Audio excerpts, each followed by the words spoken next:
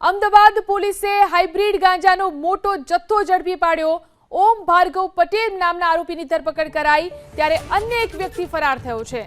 1,66,000ના ગાંજા સાથે આરોપીની ધરપકડ કરી લેવામાં આવી છે। કુલ 3,66,000નો મુદ્દામાલ કબજે કરવામાં આવ્યો છે। તો હાઇબ્રિડ ગાંજાનો મોટો જથ્થો ઝડપાયો છે। ઓમ ભાર્ગવ પટેલ નામના આરોપીની ધરપકડ કરી લેવામાં આવી છે જ્યારે કે એક વ્યક્તિ ફરાર થઈ ગયો છે। 1,66,000ના ગાંજા સાથે આ આરોપીની ધરપકડ કરાઈ છે।